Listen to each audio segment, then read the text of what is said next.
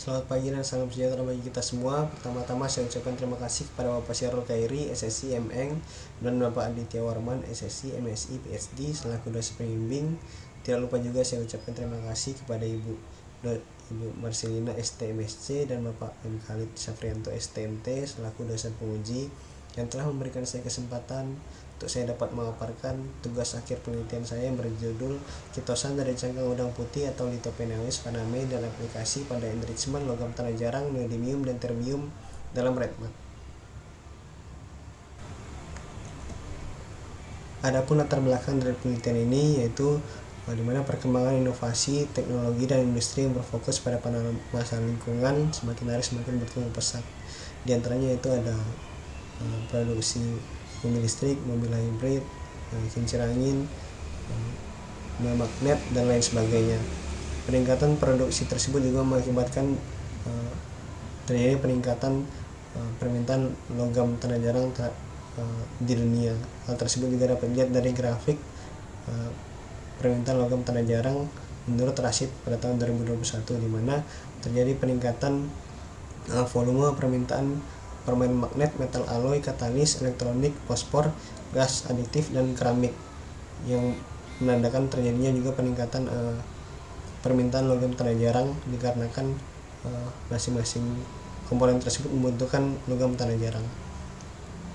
Logam tanah jarang juga dikategorikan sebagai logam kritis karena permintaan logam tanah jarang yang tinggi, mengingat potensi logam tanah jarang sendiri yang sangat potensial, juga rentan terhadap kelangkaan karena tidak tersedianya pengganti dan tingkat daur ulang yang rendah. Beberapa logam tanah jarang tersebut yang termasuk dalam logam kritis yaitu logam neodymium dan terbium. Potensi neodymium sendiri dapat dimanfaatkan sebagai komponen bahan dalam pembuatan neomagnet, baterai rechargeable, dan generator mobil listrik. Sementara untuk logam terbium sendiri dapat berpotensi untuk dimanfaatkan sebagai komponen dalam pembuatan magnet, generator mobil, dan baterai mobil listrik. Sementara logam tanah jarang saat ini diperoleh dengan metode penambangan bahan mentah yang memiliki resiko sangat tinggi terhadap kerusakan lingkungan dikarenakan penggunaan bahan kimia yang berskala besar sebagai proses ekstraksi, diantaranya yaitu HCl dan H2SO4. Sementara menurut penelitian Damayanti pada tahun 2016 yang melakukan analisis terhadap konsentrasi red mud pada PT Antam Tayan, di mana terdapat berbagai jenis logam tanah jarang pada red mud, di antaranya itu terbium dan neodymium dengan konsentrasi 11,6 ppm dan 5,08 ppm. Red mud sendiri merupakan residu yang dihasilkan selama proses produksi aluminium dengan proses Mayer. Red mud dikategorikan sebagai limbah yang berbahaya bagi lingkungan karena bersifat alkali dan jumlah yang sangat melimpah. Saat ini pemanfaatan red mud dalam jumlah kecil yaitu dimanfaatkan sebagai bahan baku pembuatan semen, bata geopolimer, dan konstruksi jalan. Sehingga adapun metode alternatif dalam memperoleh logam tanah jarang, neodymium dan terbium yaitu menggunakan kitosan sebagai adsorben. Kitosan sendiri diperoleh dari organisme yang mengandung kitin. Adapun organisme tersebut diantaranya ada Crustacea dengan kitin 40%, serangga dengan kitin 18,4%, moluska 6,1%, dan fungi 20,1%. Pada tabel tersebut dapat dilihat bahwa organisme Crustacea memiliki kandungan kitin terbesar dengan kandungan kitin 40%. Kemudian udang putih sendiri merupakan termasuk ke dalam organisme Crustacea dengan kandungan kitin sebesar 31,75%. Kelimpahan udang putih sendiri di Indonesia sangat melimpah. Hal tersebut juga ditandai dengan tercatatnya data dari Kementerian Kelautan dan Perikanan, di mana volume ekspor udang putih pada tahun 2019 tercatat sebesar 207.328.067 ton. Namun sangat disayangkan bahwa yang diekspor dari udang tersebut hanya bagian daging saja, sementara untuk bagian kulit atau cangkang udang sendiri tidak diekspor, melainkan menjadikan limbah, sehingga pada penelitian ini bertujuan untuk memanfaatkan limbah cangkang udang sebagai sumber kitin untuk dapat dikonversi menjadi kitosan sebagai adsorben logam neodymium dan terbium. Kitosan sendiri memiliki gugus amina dan hidroksil yang mampu mengikat ion logam tanah jarang, yaitu logam Nd dan Tb. Sehingga di source dari penelitian ini yaitu preparasi kitosan dari cangkang udang putih dan pengaplikasiannya sebagai adsorben logam neodymium dan terbium pada red mud dengan metode adsorpsi batch. Kemudian selanjutnya itu tinjauan pustaka yang digunakan dari penelitian ini, yaitu yang pertama dari Antonino tahun 2017 dengan sumber kitosan dari cangkang udang putih atau cangkang udang Vanamae dengan metode yang digunakan yaitu demineralisasi menggunakan HCl 1 molar dengan perbandingan 1:10 selama 3 jam pada suhu 80 derajat Celcius. Kemudian deproteinasi menggunakan NaOH 1 molar dengan perbandingan 1:10 selama 3 jam pada suhu 80 derajat Celcius. Kemudian dilanjutkan dengan dekolorisasi dengan etanol selama 10 menit. Dan deasetilasi menggunakan NaOH 12,5 molar dengan perbandingan 1:15 selama 4-6 jam pada suhu 119 derajat Celcius. Kemudian hasil yang diperoleh yaitu kitosan dengan derajat deasetilasi lebih dari 90 derajat persen. Kemudian tujuan pustaka yang kedua yaitu Rosen dan Cohen yang menggunakan kitosan termodifikasi EDTA dan kitosan termodifikasi DTPA. Metode yang digunakan yaitu kitosan yang termodifikasi ditambahkan 50 gram ke dalam 15 ml larutan yang mengandung logam. Kemudian variasi adsorpsi yang digunakan yaitu pada pH 1, 3, 5, 7, 1, 3, 4, 5, 6, dan 7. Kemudian variasi waktu kontak yang digunakan yaitu 1, 2, 3, 4, dan 5. Kemudian pemisahan digunakan menggunakan HNO3 dengan kecepatan aliran 20 ml per menit. Hasil yang diperoleh yaitu pemisahan optimal neodymium, praseodymium, dan Dy pada pH 2 dan waktu kontak 3 jam. Kemudian tinjauan pustaka yang ketiga yaitu dari Feng pada tahun 2021 dengan menggunakan kitosan termodifikasi EDTA dengan zeolit imidiazol framework 8. Metode yang digunakan yaitu adsorpsi dengan variasi pH 4, 5, 6, dan 7. Kemudian variasi waktu kontak larutan dengan adsorben selama 1 sampai 48 jam dengan dosis adsorben 1,5 mg per liter.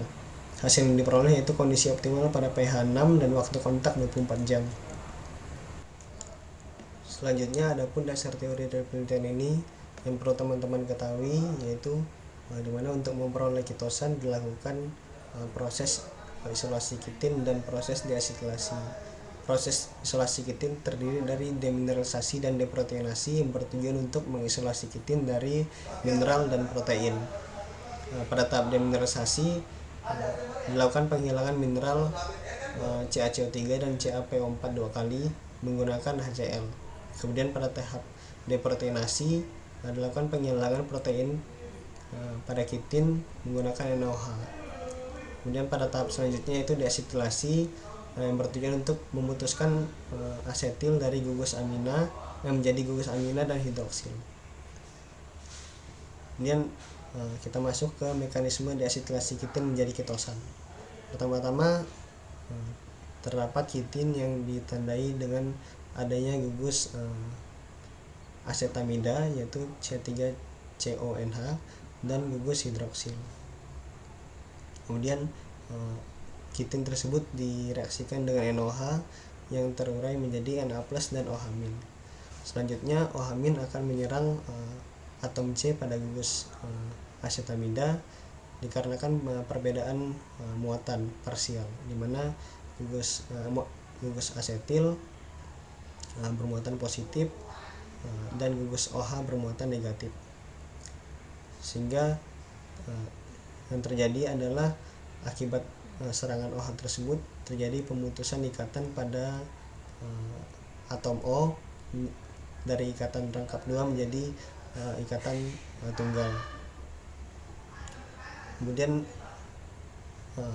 hal tersebut mengakibatkan O yang tadi yang bermuatan stabil menjadi bermuatan negatif, yang distabilkan dengan ion Na+.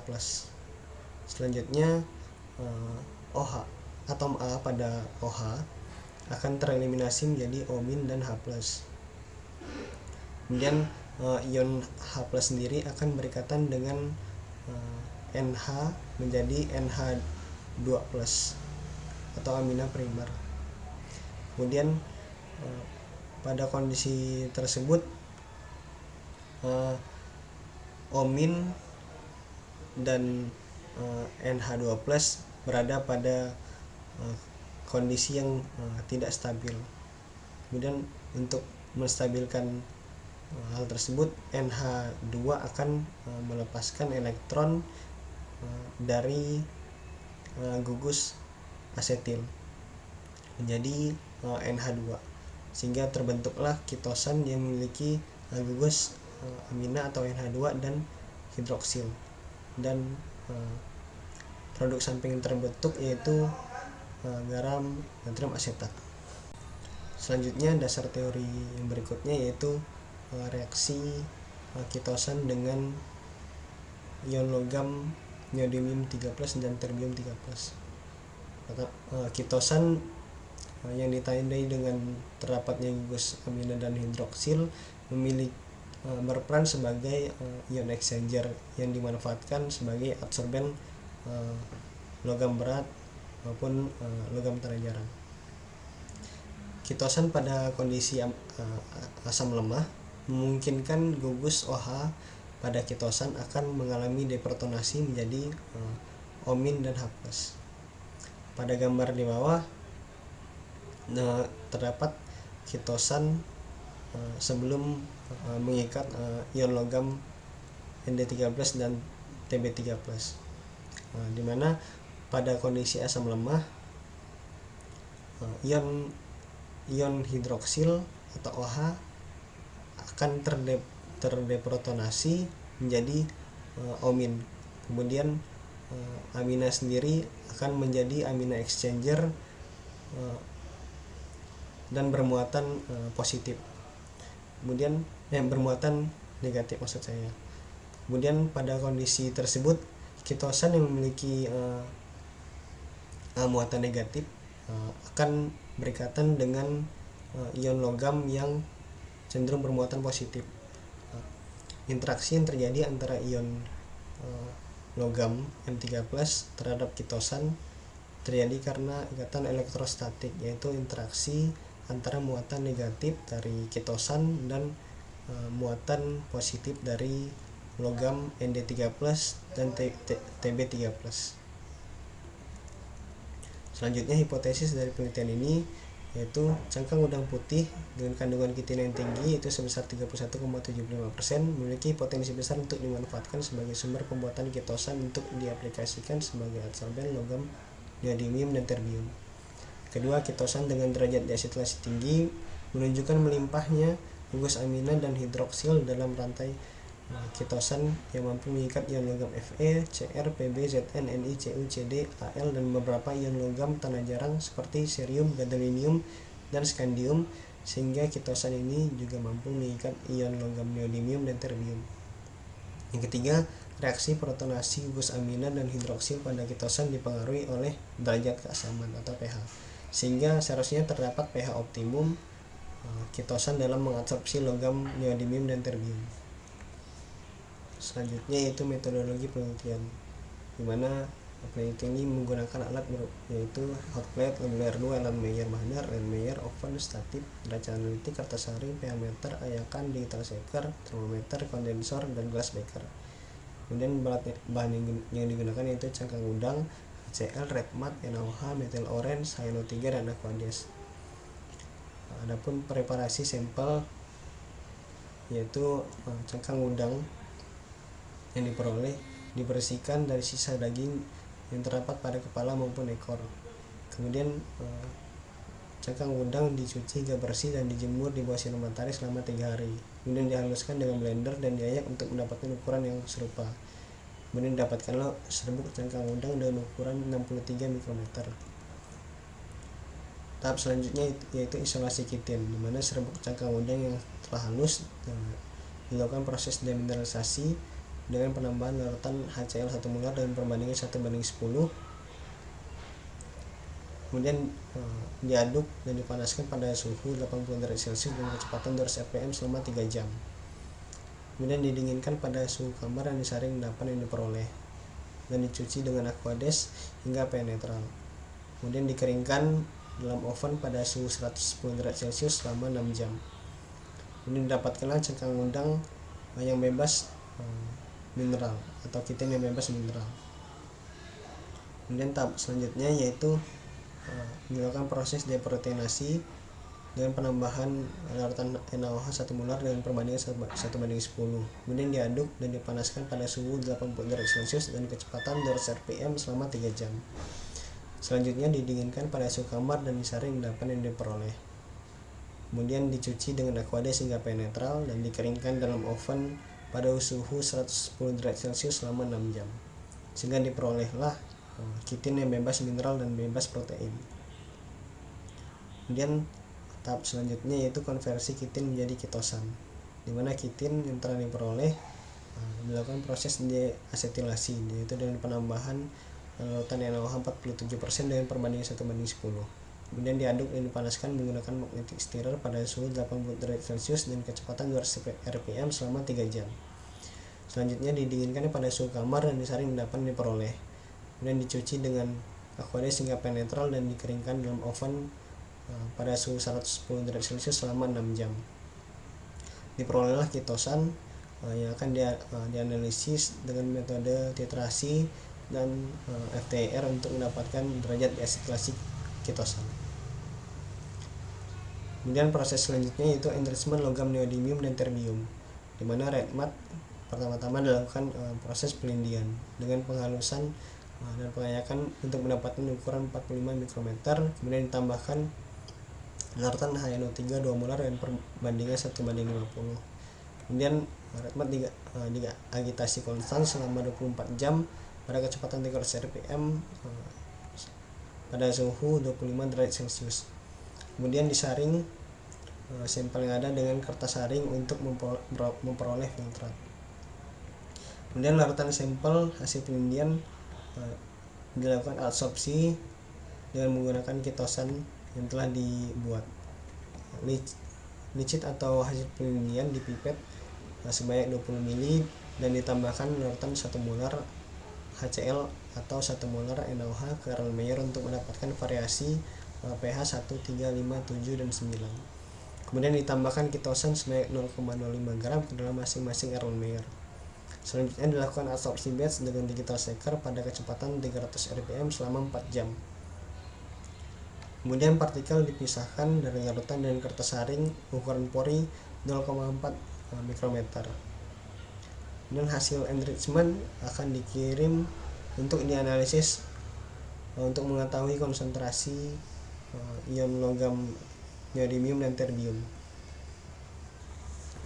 Selanjutnya itu hasil dan pembahasan, dimana perlu diketahui bahwa untuk membuat kitosan perlu dilakukan proses demineralisasi, deproteinasi, dan deasetilasi. Proses demineralisasi dan deproteinasi sendiri bertujuan untuk mengisolasi kitin dari mineral dan protein agar pada saat proses deasetilasi NaOH pada deasetilasi dapat menembus kitin dengan mudah tanpa adanya gangguan dari mineral maupun protein. Pada tahap demineralisasi sendiri menggunakan larutan HCl, di mana mineral berupa CaCO3 akan bereaksi dengan Cl dari HCl, kemudian membentuk garam klorida yaitu CaCl2. Pada tahap demineralisasi dihasilkan kitin yang bebas mineral, namun masih terdapat protein, sehingga dilakukanlah deproteinasi yang bertujuan untuk menghilangkan protein dari kitin. Deproteinasi dilakukan dengan penambahan larutan NaOH yang bertujuan untuk agar protein dapat bereaksi dengan OH membentuk natrium proteinat. Kemudian dihasilkanlah kitin yang bebas protein dan bebas mineral, sehingga pada tahap deasetilasi ion OH sendiri dapat menembus atau dapat masuk ke gugus asetil dengan mudah tanpa adanya gangguan dari protein maupun gangguan dari mineral, sehingga terbentuklah kitosan yang memiliki gugus amina dan gugus hidroksil. Pada hasil proses penelitian dapat dilihat bahwa terjadi pengurangan massa dari sampel awal yaitu 150 gram dengan karakteristik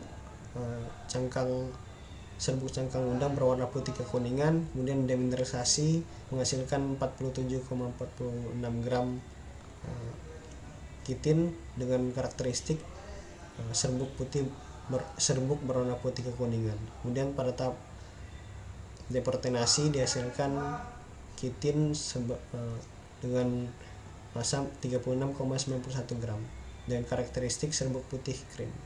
Kemudian pada tahap deasetilasi dihasilkan massa sebesar 29,18 gram dengan karakteristik serbuk putih krim. Pada tabel tersebut dapat dilihat bahwa terjadi pengurangan massa dari tahap demineralisasi hingga deasetilasi. Hal tersebut menandakan bahwa pada masing-masing tahap terjadi penghilangan yaitu komponen mineral, protein, dan gugus asetil.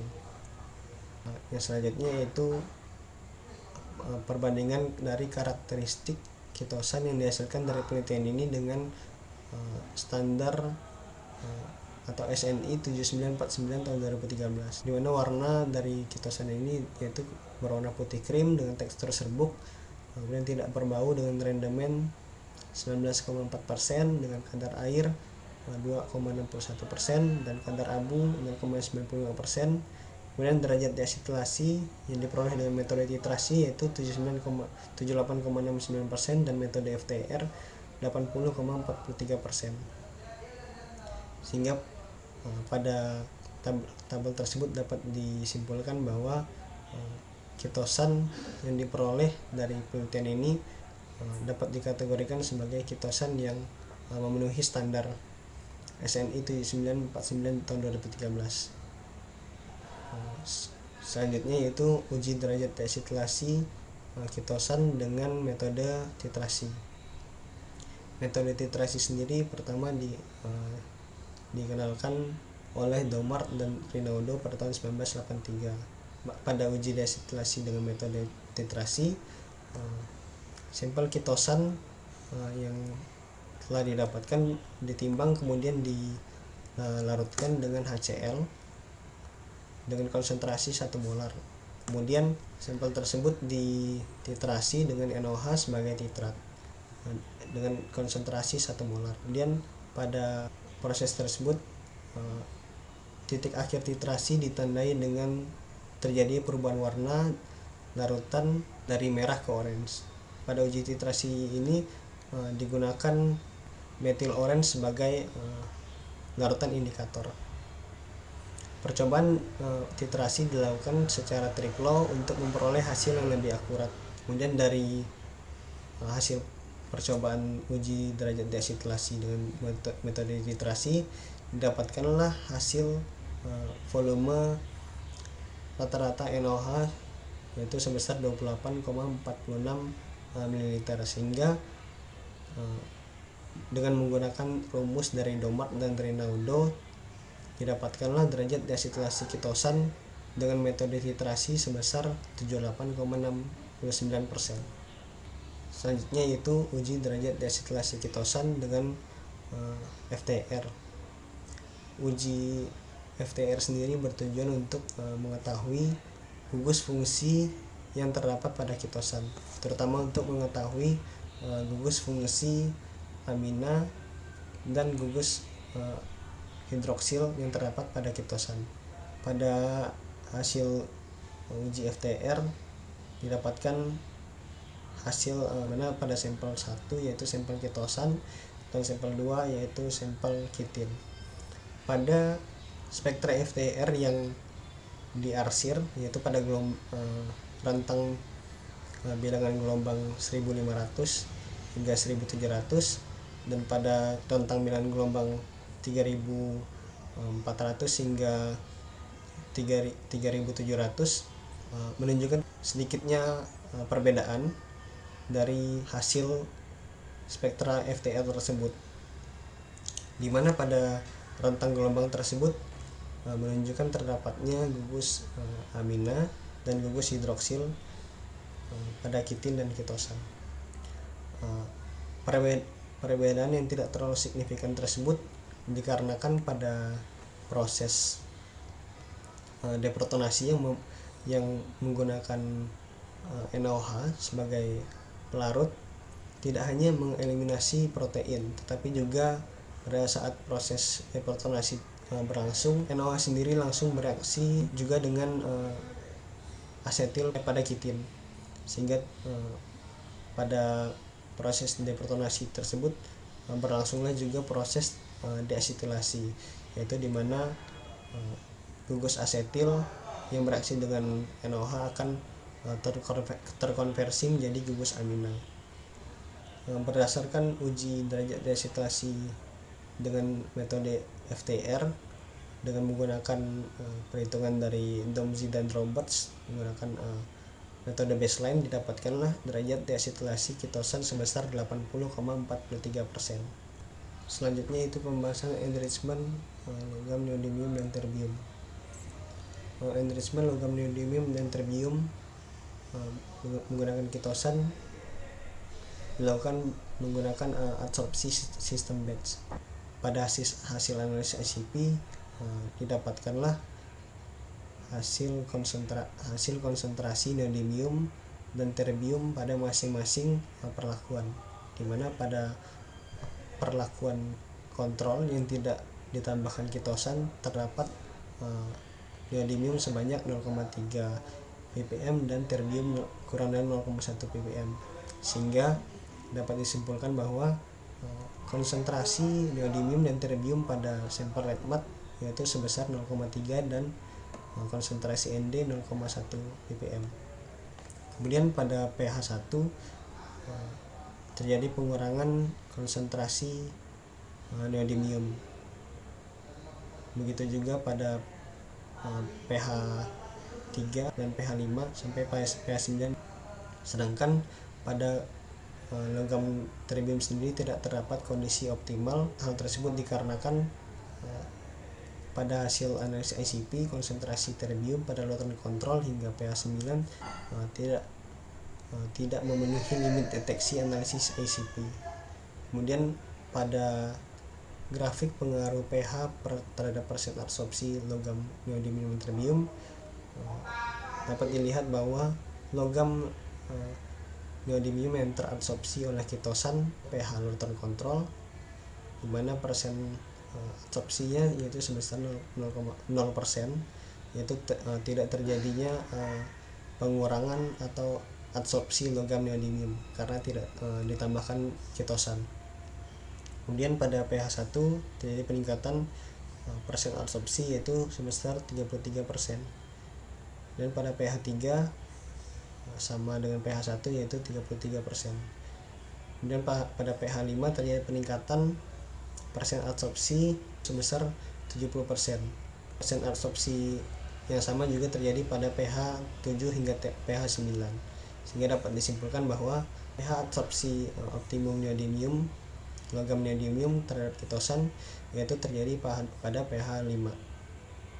Namun pada persen absorpsi logam terbium tidak terjadi perubahan, di mana persen absorpsi logam terbium dari larutan kontrol hingga pH 9 yaitu sebesar 0%, sehingga besar efisiensi absorpsi logam neodymium menggunakan kitosan dari cangkang udang putih yaitu sebesar lebih dari 70%, dengan logam terabsorpsi pada keseimbangan sebesar 0,08 mg per gram, yaitu dimana untuk mengabsorpsi logam neodymium sebesar 0,08 mg membutuhkan kitosan sebanyak 1 gram.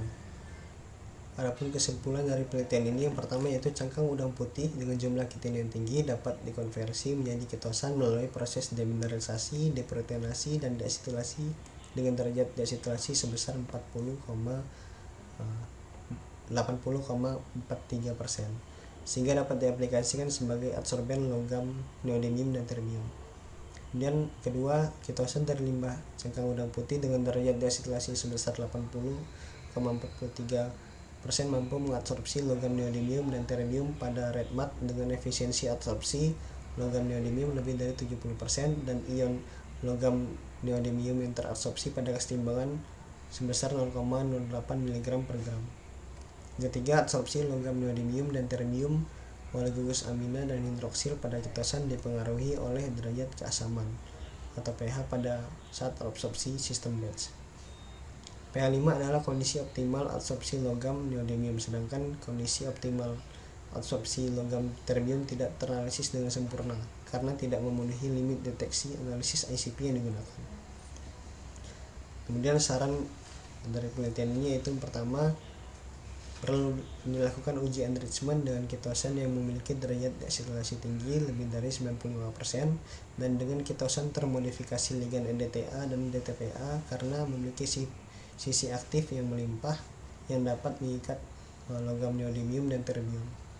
Kedua, perlu dilakukan pengkajian larutan asam yang dilakukan pada proses penelitian seperti percobaan dengan menggunakan larutan HCl, H2SO4, H3PO4, dan air raja.